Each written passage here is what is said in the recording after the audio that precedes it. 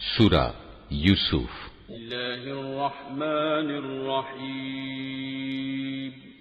রহমান রহিম আল্লাহ তাআলার নামে। আলিফ লাম র, এগুলো হচ্ছে একটি সুস্পষ্ট গ্রন্থের আয়াত। নিঃসন্দেহে আমি একে আরবি কোরআন হিসেবে নাজিল করেছি যেন তোমরা তা অনুধাবন করতে পারো। হে নবী, আমি তোমাকে এ কোরআনের মাধ্যমে একটি সুন্দর কাহিনী শোনাতে যাচ্ছি যা আমি তোমার কাছে ওহী হিসেবে পাঠিয়েছি, অথচ তার আগ পর্যন্ত তুমি এ কাহিনী সম্পর্কে ছিলে সম্পূর্ণ বেখবর লোকদেরই একজন। এটা হচ্ছে সে সময়ের কথা যখন ইউসুফ তার পিতাকে বলল, হে আমার পিতা, আমি স্বপ্নে দেখেছি 11টা তারা, চাঁদ ও সূরজকে আমি এদের আমার প্রতি সাজদাবনত অবস্থায় দেখেছি। একথা শুনে তার পিতা বলল, হে আমার স্নেহের পুত্র, তুমি তোমার এই স্বপ্নের কথা কিন্তু তোমার ভাইদের কাছে বলে দিও না, তারা তোমার বিরুদ্ধে ষড়যন্ত্র আঁটতে শুরু করবে। কেননা শয়তান মানুষের খোলাখুলি দুশমন। এমনি করেই তোমার মালিক তোমাকে নবুয়তের জন্য মনোনীত করবেন এবং তোমাকে স্বপ্নের ব্যাখ্যা সহ দুনিয়ার জ্ঞান শিক্ষা দেবেন এবং তার নিয়ামত তোমার উপর ও ইয়াকুবের সন্তানদের উপর তেমনি ভাবেই পূর্ণ করে দেবেন যেমনি ভাবে এর আগেও তিনি তোমার পূর্বপুরুষ ইব্রাহিম ও ইসহাকের উপর তা পূর্ণ করে দিয়েছিলেন। নিশ্চয়ই তোমার মালিক সর্বজ্ঞ ও প্রবল প্রজ্ঞাময়। ইউসুফ ও তার ভাইদের কাহিনীর মাঝে যারা সত্যানুসন্ধিৎসু তাদের জন্য প্রচুর নিদর্শন রয়েছে। এ কাহিনীটি শুরু হয়েছিল ইউসুফের ভাইদের দিয়ে, যখন তারা একজন আরেকজনকে বলল, আমাদের পিতার কাছে দেখা যাচ্ছে ইউসুফ ও তার ভাই আমাদের চাইতে বেশি প্রিয়, যদিও আমরাই হচ্ছে একটি ভারী দল। আসলে আমাদের পিতা ভ্রষ্ট বিভ্রান্তিতে আছেন। তাই শয়তান তাদের পরামর্শ দিল, ইউসুফকে মেরে ফেলো অথবা তাকে কোনো এক অজানা জায়গায় নির্বাসনে দিয়ে এসো। এরপর দেখবে তোমাদের পিতার দৃষ্টি তোমাদের দিকেই নিবিষ্ট হবে। অতঃপর তোমরা আবার সবাই ভালো মানুষ হয়ে যেও। এর মধ্যে তাদের মধ্যে থেকে একজন বলল, না, ইউসুফকে তোমরা হত্যা করো না। তোমরা যদি সত্যি সত্যি কিছু একটা করতে চাও তাহলে তাকে হয়তো কোনো গভীর কূপে ফেলে দিয়ে এসো। আসা যাওয়ার পথে কোনো যাত্রীদল তাকে উঠিয়ে নিয়ে যাবে। সিদ্ধান্ত মোতাবেক সবাই পিতার কাছে এলো এবং তারা বলল, হে আমাদের পিতা, এ কি হলো তোমার? তুমি কি ইউসুফের ব্যাপারে আমাদের উপর ভরসা করতে পারছো না? অথচ আমরা সবাই হচ্ছি তার শুভাকাঙ্ক্ষী। আগামীকাল তাকে তুমি আমাদের সাথে জঙ্গলে যেতে দাও। সে আমাদের সাথে ফলমূল খাবে ও খেলাধুলা করবে।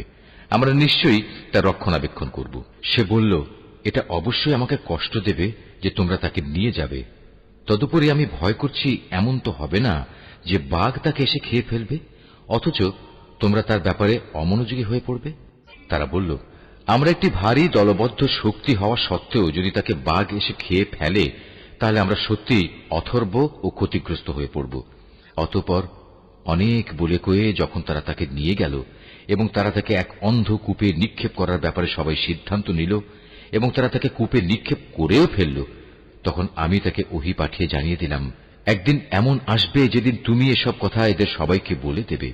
এরা তো জানেই না এ ঘটনা কার জন্য কি পরিণাম বয়ে আনবে।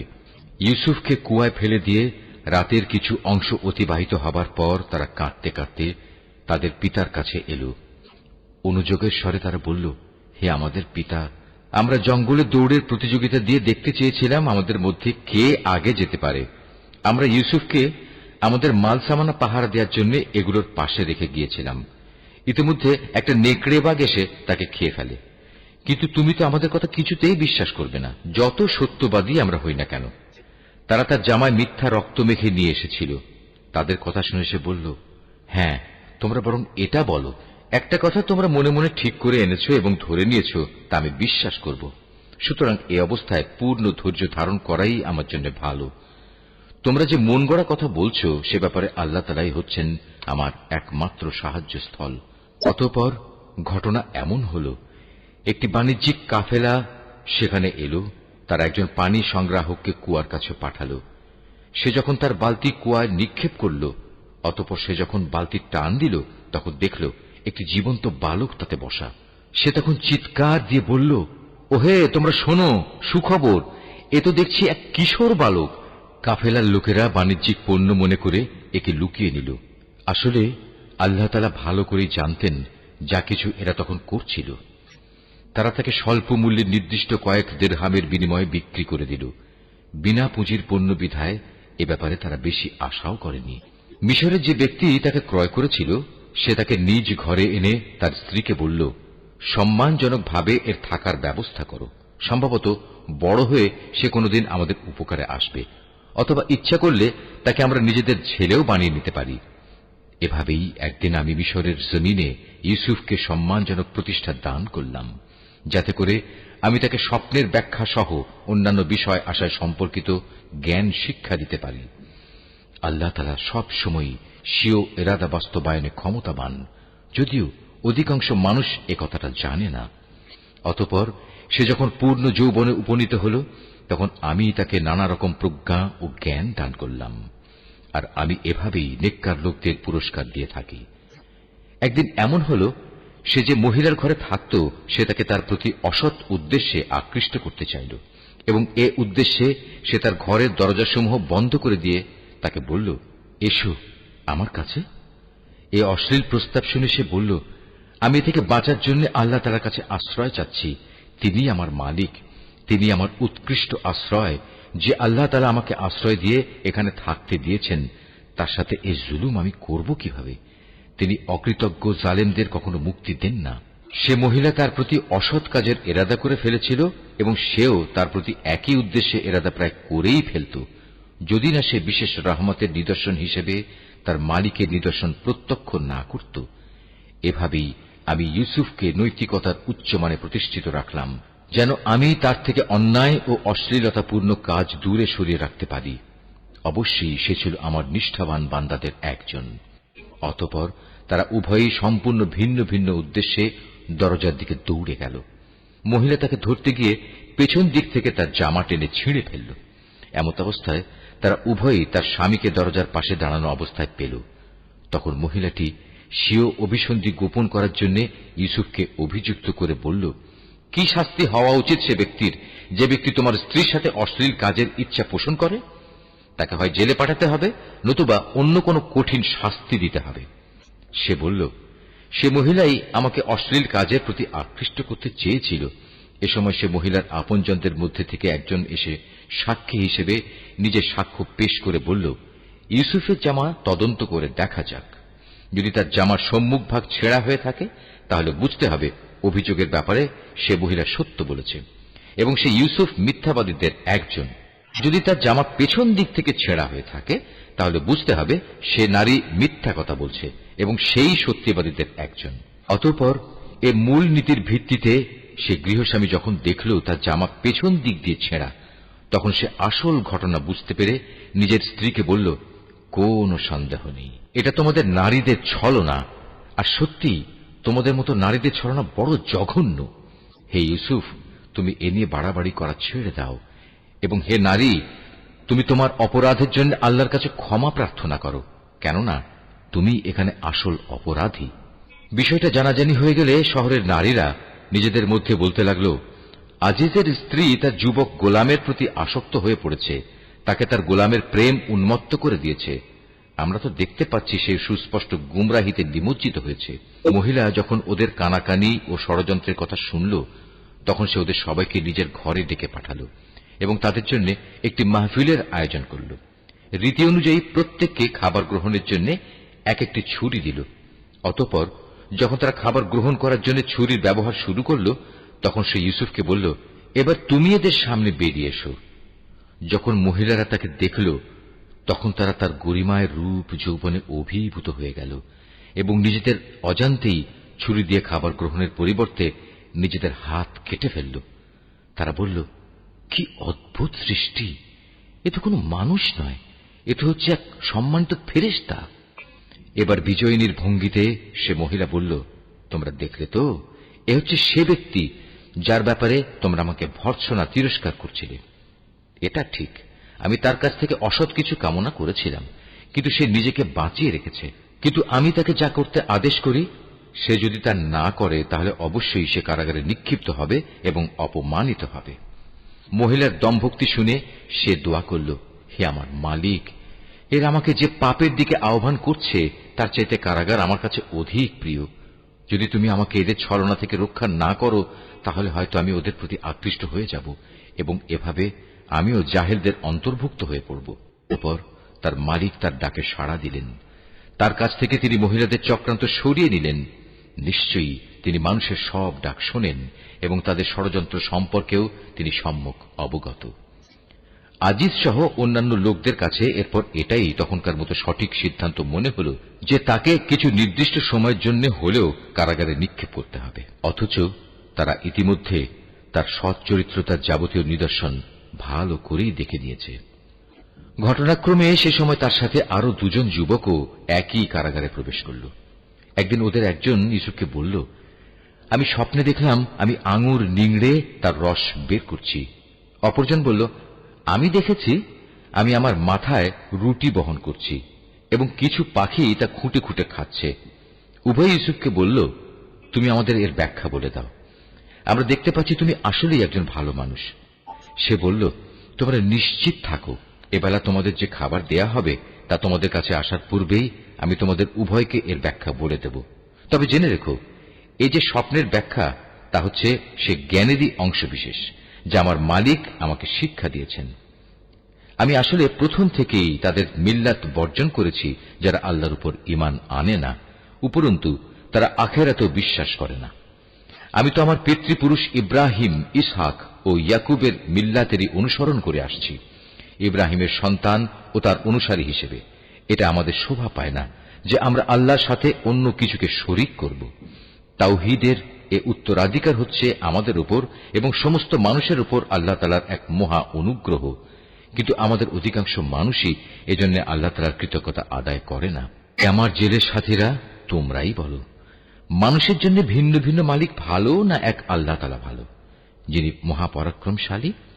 তাকে ছেড়ে তোমরা যাদের ইবাদত করছো তা তো কতিপয় নাম মাত্র, অজ্ঞতাবশত যা তোমরা ও তোমাদের বাপ দাদারা রেখে দিয়েছ, অথচ আল্লাহ তাআলা এ ব্যাপারে তাদের সাথে কোনো দলিল প্রমাণ নাজিল করেননি। মূলত আইন বিধান জারি করার অধিকার একমাত্র আল্লাহ তাআলারই, আর এই বিধানের বলেই তিনি আদেশ দিচ্ছেন, তোমরা আল্লাহ তাআলা ছাড়া অন্য কারো গোলামি করবে না, কারণ এটাই হচ্ছে সঠিক জীবন বিধান। কিন্তু মানুষদের অধিকাংশই এটা জানে না। হে আমার জেলের সাথীরা, এবার তোমরা স্বপ্নের ব্যাখ্যা শোনো। তোমাদের একজন সম্পর্কে কথা হচ্ছে, সে তার মালিককে শরাব পান করাবে, আর অপরজন যার মাথা থেকে পাখি খুঁটে খুঁটে রুটি খাচ্ছিল তার সম্পর্কে কথা এই যে অচিরেই সে শূলবিদ্ধ হবে। এটা হচ্ছে সেই বিষয়টির ব্যাখ্যা যা তোমরা উভয় জানতে চাচ্ছ। ইতিমধ্যেই কিন্তু তার ফয়সালা করা হয়ে গেছে। এর মধ্যে যার ব্যাপারে সে মনে করেছে সে মুক্তি পেয়ে যাবে, তাকে উদ্দেশ্য করে সে বলল, তুমি যখন মুক্তি পাবে তখন তোমার মালিকের কাছে আমার সম্পর্কে বলো, আমি স্বপ্নের ব্যাখ্যা বলতে পারি। কিন্তু সে মুক্তি পাওয়ার পর শয়তান তাকে তার মালিকের কাছে ইউসুফের প্রসঙ্গে বলার কথা ভুলিয়ে দিল। ফলে কয়েক বছর সময় ধরে সে কারাগারেই পড়ে থাকল। ঘটনা এমন হল, একদিন বাদশা তার পারিষদদের বলল, আমি স্বপ্নে দেখলাম 7টি মোটা গাভী 7টি পাতলা গাভীকে খেয়ে ফেলছে। আরো দেখলাম 7টি সবুজ ফসলের শীষ, আর শেষের 7টি দেখলাম শুকনো। হে আমার দরবার প্রধানরা, তোমরা আমাকে প্রশ্নের ব্যাখ্যা বলে দাও যদি তোমরা কেউ স্বপ্নের ব্যাখ্যা জানো। তারা বলল, হে রাজন, এ তো হচ্ছে এক অর্থহীন স্বপ্ন। আমরা এ ধরনের অর্থহীন স্বপ্নের ব্যাখ্যা জানি না। যে দুজনের একজন কারাগার থেকে মুক্তি পেয়েছিল, দীর্ঘদিন পর তার ইউসুফের কথা স্মরণ হল। সে দরবারি লোকদের কথাবার্তা শুনে বলল, আমি এক্ষুনি তোমাদের এই স্বপ্নের ব্যাখ্যা বলে দিচ্ছি, তোমরা আমাকে কারাগারে ইউসুফের কাছে পাঠিয়ে দাও। কারাগারে গিয়ে সে বলল, হে ইউসুফ, হে সত্যবাদী, তুমি আমাদের 7টি মোটা গাভী 7টি পাতলা গাভীকে খেয়ে ফেলছে এবং 7টি সবুজ শ্যামল ফসলের শীষ, অপর 7টি শুকনো শীষ। এ স্বপ্নটির ব্যাখ্যা বলে দাও, যাতে করে এ ব্যাখ্যা নিয়ে আমি মানুষদের কাছে ফিরে যেতে পারি। হয়তো এর ফলে তারা তোমার মর্যাদা সম্পর্কেও জানতে পারবে। সে বলল, এ স্বপ্নের ব্যাখ্যা ও সে সম্পর্কে তোমাদের করণীয় হচ্ছে, তোমরা ক্রমাগত 7 বছর ফসল ফলাতে থাকবে। এ সময় প্রচুর ফসল হবে। অতঃপর ফসল তোলার সময় আসলে তোমরা যে পরিমাণ ফসল তুলতে চাও তার মধ্যে থেকে সামান্য অংশ তোমরা খাবারের জন্য রাখবে, তা বাদ দিয়ে বাকি অংশ শীষ সমেত রেখে দেবে। এতে করে ফসল বিনষ্ট হবে না। এরপর আসবে 7টি কঠিন খরার বছর, যা এর আগের কয় বছরের গোটা সঞ্চয়ই খেয়ে ফেলবে। তাছাড়া যা তোমরা আগেই এ কয় বছরের জন্য জমা করে থাকবে, সামান্য পরিমাণ যা তোমরা বীজের জন্য রেখে দেবে। অতঃপর একটি বছর এমন আসবে যখন মানুষের জন্য প্রচুর বৃষ্টি বর্ষণ করা হবে। সে বছর তারা প্রচুর আঙুরের রসও বের করবে। সে ব্যক্তি যখন বাদশাকে স্বপ্নের এই ব্যাখ্যা বলল, তখন বাদশাহ আগ্রহের সাথে বলল, ইউসুফকে আমার সামনে নিয়ে এসো। যখন শাহী দূত তার কাছে খবর নিয়ে কারাগারে এলো, তখন সে বলল, আমি অনুকম্পায় মুক্তি চাই না। আমার বিরুদ্ধে আনিত অভিযোগ আগে প্রমাণিত হোক। তুমি বরং তোমার মালিকের কাছে ফিরে যাও এবং তাকে জিজ্ঞেস করো, সে নারীদের সঠিক ঘটনা কি ছিল, যারা প্রকাশ্য মজলিসে নিজেদের হাত কেটে ফেলেছিল। যদিও আমি জানি আমার মালিক তাদের চক্রান্ত সম্পর্কে সম্যক অবগত ছিলেন, কিন্তু আমার মুক্তির আগেই আমার নির্দোষিতার ঘোষণা একান্ত প্রয়োজন। এরপর বাদশাহ সে নারীদের দরবারে তলব করল এবং তাদের জিজ্ঞেস করল, ঠিক ঠিক আমাকে বলো তো, সেদিন তোমাদের কি হয়েছিল, যেদিন তোমরা ইউসুফের কাছ থেকে অসৎ কর্ম কামনা করেছিলে? তারা বলল, আশ্চর্য আল্লাহ তাআলার মাহাত্ম্য, আমরা তো তার মধ্যে কোনো পাপই দেখতে পাইনি। এ কথা শুনে আজিজের স্ত্রী বলল, এখন যখন সত্য প্রকাশিত হয়েই গেছে, তখন আমাকেও বলতে হয়, আসলে আমি তার কাছে অসৎ কাজ কামনা করেছিলাম। অবশ্যই সে ছিল সত্যবাদী। শাহী তদন্তের খবর শুনে ইউসুফ বলল, এটি আমি এজন্য করতে বলেছিলাম যেন সে বাদশাহ জেনে নিতে পারে আমি আজিজের অবর্তমানে তার আমানতের কোনো খেয়ানত করিনি। কেননা আল্লাহ তাআলা কখনো খেয়ানতকারীদের সঠিক পথ দেখান না। তবে আমি আমার ব্যক্তি সত্তাকেও নির্দোষ মনে করি না, কেননা মানুষের প্রবৃত্তি হামেশাই মন্দপ্রবণ। কিন্তু তার কথা আলাদা, যার প্রতি আমার মালিক দয়া করেন। অবশ্যই আমার মালিক আমার উপর ক্ষমাশীল ও পরম দয়ালু। এরপর বাদশাহ বলল, ইউসুফকে আমার কাছে হাজির করো, আমি তাকে একান্তভাবে আমার নিজের করে রাখব। ইউসুফকে আনার পর যখন বাদশাহ তার সাথে কথা বলল, তখন সে বলল, আজ সত্যি সত্যি তুমি আমাদের সবার কাছে একজন সম্মানী ও বিশ্বস্ত ব্যক্তি বলে প্রমাণিত হলে। সে বাদশাকে বলল, যদি তুমি আমাকে বিশ্বস্তই মনে করো, তাহলে রাজ্যের এ বিশৃঙ্খল খাদ্য ভাণ্ডারের ওপর আমাকে নিযুক্ত করো। আমি অবশ্যই একজন বিশ্বস্ত রক্ষক ও অর্থ পরিচালনায় অভিজ্ঞ বটে। তাকে দেশের ভাণ্ডারের দায়িত্বশীল নিযুক্ত করার পর আল্লাহ তাআলা বললেন, এবং এভাবেই আমি ইউসুফকে মিশরের ভূখণ্ডে ক্ষমতা দান করলাম। সে দেশের যথা ইচ্ছা বসবাস করতে পারবে, আর আমি যাকে চাই তার কাছে আমার রহমত পৌঁছে দিই। আমি কখনো নেককার লোকদের পাওনা বিনষ্ট করি না। যারা আল্লাহর উপর ঈমান আনে এবং তাঁকে ভয় করে, তাদের জন্য তো আখিরাতের পাওনা রয়েছে, যা অনেক উত্তম। ইউসুফের ভাইয়েরা পরিবারের রসদ কেনার জন্য মিশরে এলো এবং একদিন তার সামনেও হাজির হল। সে তাদের দেখে চিনতে পারল, কিন্তু তারা তাকে চিনতে পারল না।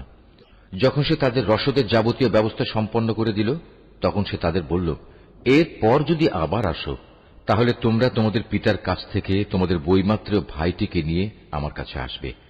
তোমরা কি দেখতে পাও না, আমি মাথা হিসাব করে পূর্ণ মাত্রায় মেপে মেপে রসদ দিই। তাছাড়া আমি তো একজন উত্তম অতিথি পরায়ণ ব্যক্তিও বটে। তবে যদি তোমরা আগামীবার তাকে নিয়ে আমার কাছে না আসো, তাহলে আমার কাছে তোমাদের জন্য আর কোনো রসদ থাকবে না। সে অবস্থায় তোমরা আমার কাছেও ঘেঁষো না। তারা বলল, এ বিষয়ে আমরা তার পিতাকে অনুরোধ করে সম্মত করব। আমরা অবশ্যই এ চেষ্টা করব। সে তার রসদ কর্মচারীদের বলল, এ লোকদের মূলধন তাদের মালপত্রের ভেতর রেখে দাও, যাতে করে ওরা তাদের আপনজনদের কাছে ফিরে গেলে এটা জানতে পারে। হতে পারে এ লোভে তারা আবার ফিরে আসবে। যখন তারা তাদের পিতার কাছে ফিরে গেল, তখন তারা বলল, হে আমাদের পিতা, আমাদের ভবিষ্যতের রসদ বন্ধ করে দেওয়া হয়েছে। অতএব তুমি আমাদের ভাইকে আমাদের সাথে যেতে দাও, যাতে করে আমরা তার ভাগ সহ ওজন করে রসদ আনতে পারি। অবশ্যই আমরা তার হেফাজত করব। জবাবে সে বলল, আমি কি তার ব্যাপারে তোমাদের উপর সেভাবেই ভরসা করব, যেভাবে ইতিপূর্বে তার ভাইয়ের ব্যাপারে আমি তোমাদের উপর ভরসা করেছিলাম? হ্যাঁ, আল্লাহ তাআলাই হচ্ছেন উত্তম রক্ষক এবং তিনি সর্বশ্রেষ্ঠ দয়ালু। অতঃপর তারা যখন মালপত্র খুলল, তখন তারা তাদের মূলধন যা দিয়ে রসদ খরিদ করেছিল দেখতে পেল তা তাদের পুরোপুরি ফেরত দেওয়া হয়েছে। এটা দেখে তারা বলল, হে আমাদের পিতা, এর চাইতে বেশি মহানুভবতা আমরা আর কি চাইতে পারি। দেখো, আমাদের মূলধনও আমাদের ফেরত দেওয়া হয়েছে। এবার অনুমতি দাও আমরা ভাইকে নিয়ে যাই এবং আমরা আমাদের পরিবারের জন্য রসদ নিয়ে আসি। আমরা আমাদের ভাইয়ের হেফাজত করব এবং ভাইয়ের কারণে আমরা অতিরিক্ত একটি উট বোঝাই করে রসদও আনতে পারব। এবার আমরা যা এনেছি এটা তো ছিল পরিমাণে নিতান্ত কম। সে বলল, আমি কখনোই তাকে তোমাদের সাথে পাঠাবো না, যতক্ষণ না তোমরা আল্লাহর নামে আমাকে অঙ্গীকার দেবে যে তোমরা অবশ্যই তাকে আমার কাছে ফিরিয়ে আনবে। তবে হ্যাঁ, কোথাও যদি তোমরা নিজেরাই সমস্যায় পরিবেষ্টিত হয়ে যাও তাহলে তা হবে ভিন্ন কথা। অতঃপর যখন তারা তার কাছে তাদের অঙ্গীকার পেশ করল তখন সে বলল, মনে রেখো, আমরা যা কিছু এখানে বললাম আল্লাহ তাআলাই তার উপর চূড়ান্ত কর্মবিধায়ক হয়ে থাকবেন। সে বলল, হে আমার ছেলেরা, তোমরা মিশরে পৌঁছে কিন্তু এক দরজা দিয়ে নগরে প্রবেশ করো না, বরং ভিন্ন ভিন্ন দরজা দিয়ে প্রবেশ করবে, তাহলে তোমাদের দেখে কারো মনে হিংসা সৃষ্টি হবে না। মনে রাখবে, আল্লাহর ইচ্ছার বিরুদ্ধে আমি তোমাদের কোনো কাজেই আসব না। বিধান জারি করার কাজ শুধু আল্লাহ তাআলার জন্য নির্দিষ্ট। আমি সর্বদা তাঁরই উপর নির্ভর করি।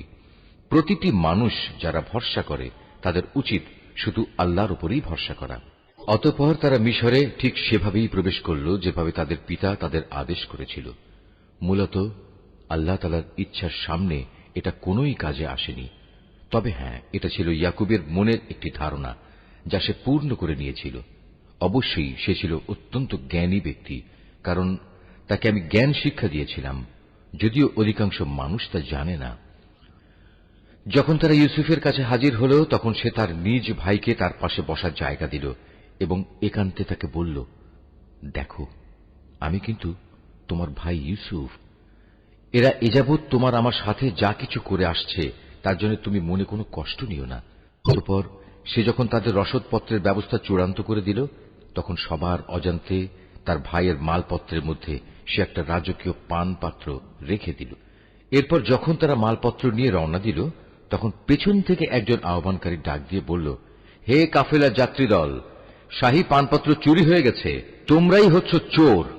ওরা তাদের দিকে একটু এগিয়ে এলো এবং জিজ্ঞেস করল, কি জিনিস যা তোমরা হারিয়েছ?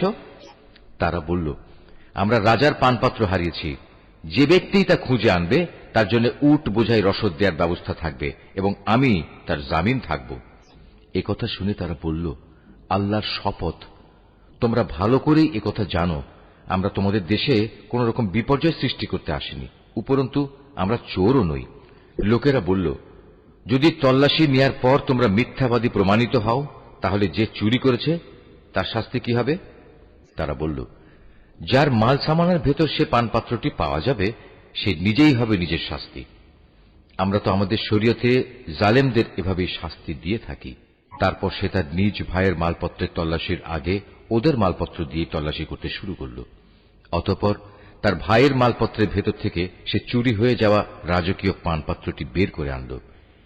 এভাবেই ইউসুফের জন্য আমি তার ভাইকে কাছে রাখার একটা কৌশল শিক্ষা দিয়েছিলাম।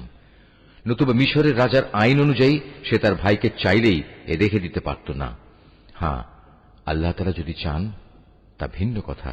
আমি যাকেই চাই তার মর্যাদা বাড়িয়ে দিই। প্রত্যেক জ্ঞানবান ব্যক্তির ওপরেই রয়েছেন অধিকতর জ্ঞানী সত্তা যা বৃহত্তর জ্ঞানকেই পরিবেষ্টন করে আছে। যখন বস্তুটি পাওয়া গেল তখন তারা বলল, যদি সে চুরি করেই থাকে তাহলে এতে আশ্চর্যান্বিত হওয়ার কিছু নেই। এর আগে তার ভাইও তো চুরি করেছিল। নিজের সম্পর্কে এত জঘন্য কথা শুনেও কিন্তু ইউসুফ প্রকৃত ব্যাপার নিজের মনে গোপন করেই রাখল। আসল ঘটনা যা তা কখনো তাদের কাছে প্রকাশ করল না। মনে মনে শুধু এটুকুই সে বলল, তোমাদের অবস্থা তো হচ্ছে আরো নিকৃষ্ট। তোমরা আমাদের সম্পর্কে যা বলছো সে ব্যাপারে আল্লাহ তাআলাই ভালো জানেন। তারা বলল, হে আজিজ, এ ব্যক্তি যাকে তুমি ধরে রেখেছ তার পিতা বেঁচে আছে, সে অতিশয় বৃদ্ধ, সুতরাং এর জায়গায় তুমি আমাদের একজনকে রেখে দাও। আমরা দেখতে পাচ্ছি আসলেই তুমি মহানুভব ব্যক্তিদের একজন। সে বলল, আল্লাহ তাআলা আমাকে ক্ষমা করুন, যার কাছে আমরা আমাদের হারানো মাল পেয়েছি তাকে বাদ দিয়ে অন্য কাউকে রেখে দেব কি করে? এমনটি করলে আমরা তো জালেমদের অন্তর্ভুক্ত হয়ে যাব। অতঃপর তারা যখন তার কাছ থেকে সম্পূর্ণ নিরাশ হয়ে পড়ল তখন তারা একাকী বসে নিজেদের মধ্যে সলা পরামর্শ করতে লাগল। তাদের মধ্যে যে বয়সে বড় ছিল সে বলল, আচ্ছা, তোমরা কি এটা জানো না তোমাদের বৃদ্ধ পিতা তোমাদের কাছ থেকে আল্লাহর নামে অঙ্গীকার নিয়েছিলেন? তাছাড়া এর আগে ইউসুফের ব্যাপারেও তোমরা কত বড় অন্যায় করেছিলে। আমি তো কোনো অবস্থায় এ দেশ থেকে নড়ব না, যতক্ষণ না আমার পিতা আমাকে তেমন কিছু করতে অনুমতি দেন, কিংবা আল্লাহ তাআলা আমার জন্য সুন্দর কোনো একটা ব্যবস্থা করে না দেন। মূলত আল্লাহ তাআলাই হচ্ছেন সর্বোত্তম ফয়সালাকারী। বয়সে বড়টিও তাদের বলল, তোমরা বরং তোমাদের পিতার কাছেই ফিরে যাও এবং তাকে বলো, হে আমাদের পিতা, তোমার ছেলে বাদশার পানপাত্র চুরি করেছে। আমরা তো সেটুকুই বর্ণনা করি যা আমরা জানতে পেরেছি। আমরা তো গায়েবের খবর সংরক্ষণ করতে পারি না। তোমার বিশ্বাস না হলে যে জনপদে আমরা অবস্থান করেছি তাদের কাছে জিজ্ঞেস করো, এবং সে কাফেলাকেও জিজ্ঞেস করো যাদের সাথে আমরা একত্রে এসেছি। আমরা আসলেই সত্য কথা বলছি। সে ফিরে পিতাকে তারা এভাবেই বলল। কথাগুলো শুনে সে বলল, আসলে তোমাদের মন তোমাদের সুবিধার জন্য একটা কথা বানিয়ে নিয়েছে এবং তাই তোমরা আমাকে বলছো। অতঃপর সবরই হচ্ছে উত্তম পন্থা। আল্লাহ তাআলার অনুগ্রহ থেকে এটা খুব দূরে নয়। তিনি হয়তো ওদের সবাইকে একত্রেই একদিন আমার কাছে এনে হাজির করবেন। অবশ্যই আল্লাহ তাআলা সর্বজ্ঞ ও প্রজ্ঞাময় কুশলী। সে ওদের কাছ থেকে মুখ ফিরিয়ে নিল এবং নিজে নিজে বলল, হায় ইউসুফ, তুমি এখন কোথায়? শোকের কারণে কাঁদতে কাঁদতে তার চোখ সাদা হয়ে গেছে। সে নিজেও ছিল মনোকষ্টে দারুণভাবে ক্লিষ্ট। পিতার এ অবস্থা দেখে তারা বলল, আল্লাহর কসম, তুমি তো দেখছি শুধু ইউসুফের কথাই মনে করে যাবে, যতক্ষণ পর্যন্ত না তার চিন্তায় তুমি মুমূর্ষ হয়ে পড়বে, কিংবা তার চিন্তায় তুমি সম্পূর্ণ ধ্বংস হয়ে যাবে। সে আরো বলল, আমি তো আমার অসহনীয় যন্ত্রণা, আমার দুশ্চিন্তাজনিত অভিযোগ আল্লাহ তাআলার কাছেই নিবেদন করি, এবং আমি নিজে আল্লাহর কাছ থেকে তার কথাবার্তা যতটুকু জানি তোমরা তা জানো না। হে আমার ছেলেরা, তোমরা মিশরে যাও এবং ইউসুফ ও তার ভাইকে আর একবার তালাশ করো। তালাশ করার সময় তোমরা আল্লাহ তাআলার রহমত থেকে মোটেই নিরাশ হইও না। আল্লাহ তাআলার রহমত থেকে তো শুধু কাফেররাই নিরাশ হতে পারে। তারা যখন পুনরায় তার কাছে হাজির হল, তখন তারা বলল, হে আজিজ, আমাদের পরিবার পরিজন দুর্ভিক্ষের কারণে বিপন্ন হয়ে পড়েছে। এবার আমরা সামান্য কিছু পুঁজি এনেছি, এটা গ্রহণ করে আমাদের পূর্ণ মাত্রায় রসদ দান করার ব্যবস্থা করুন। মূল্য হিসেবে নয়, বরং এটা আমাদের বিপন্ন মনে করে দান করুন। যারা দান খয়রাত করে আল্লাহ তাআলা তাদের পুরস্কৃত করেন।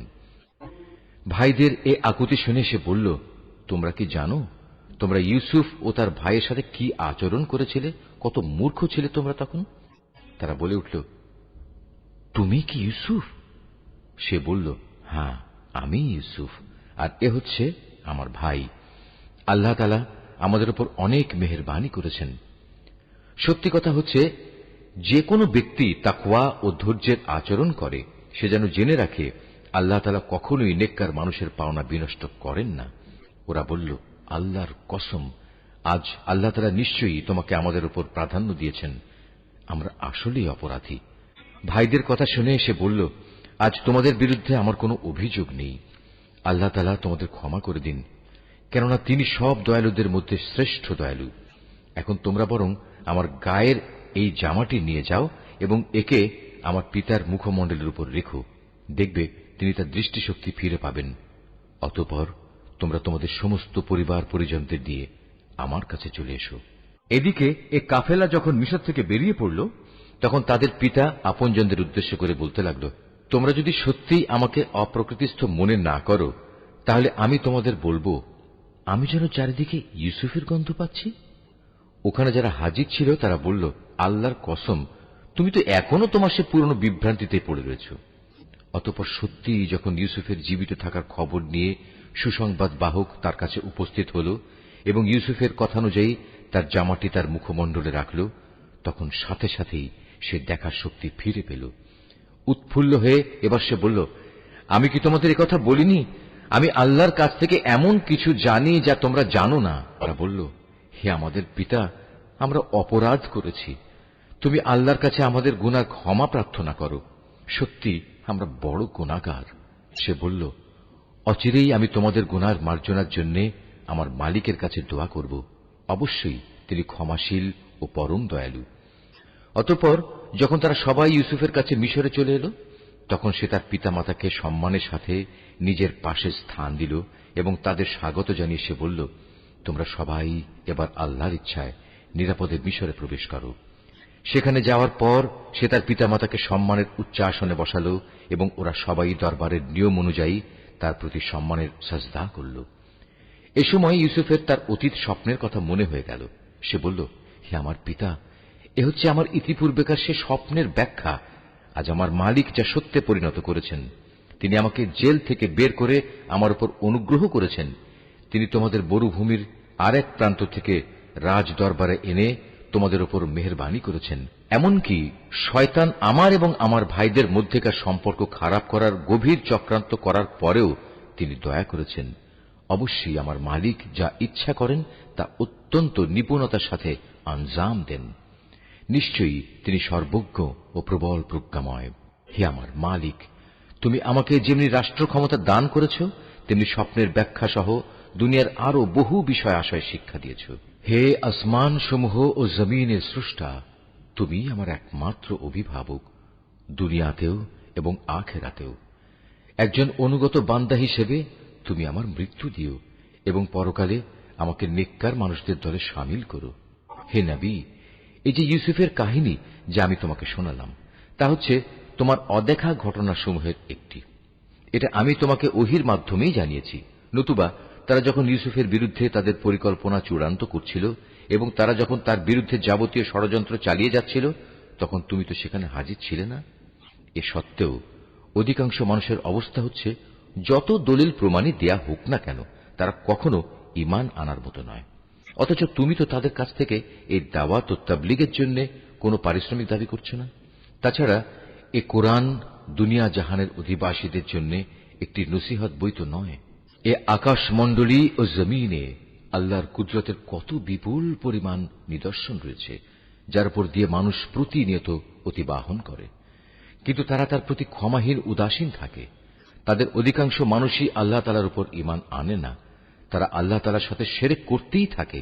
তবে তারা কি এ বিষয়ে নির্ভর হয়ে গেছে যে হঠাৎ করে একদিন তাদের উপর আল্লাহ তাআলার সর্বগ্রাসী আযাবের শাস্তি কিংবা আকস্মিক কিয়ামত আপতিত হবে?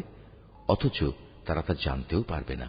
হে নবী, এদের তুমি বলে দাও, এ হচ্ছে আমার পথ। আমি মানুষদের আল্লাহর দিকে আহ্বান করি। আমি ও আমার অনুসারীরা পূর্ণাঙ্গ সচেতনতার সাথেই এই পথে আহ্বান জানাই। আল্লাহ তাআলা মহান, পবিত্র, এবং আমি কখনো মুশরিকদের অন্তর্ভুক্ত নই। তোমার আগে বিভিন্ন জনপদে যত নবী আমি পাঠিয়েছিলাম, তারা সবাই তোমার মতো মানুষই ছিল।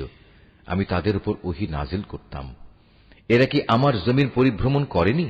করলে অবশ্যই তারা দেখতে পেত এদের পূর্বেকার লোকদের কি ভয়াবহ পরিণাম হয়েছিল।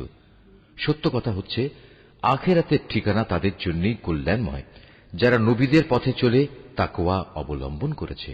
পূর্ববর্তী মানুষদের পরিণাম দেখেও কি তোমরা কিছু অনুধাবন করবে না? আগেও মানুষ নবীদের মিথ্যা সাব্যস্ত করত।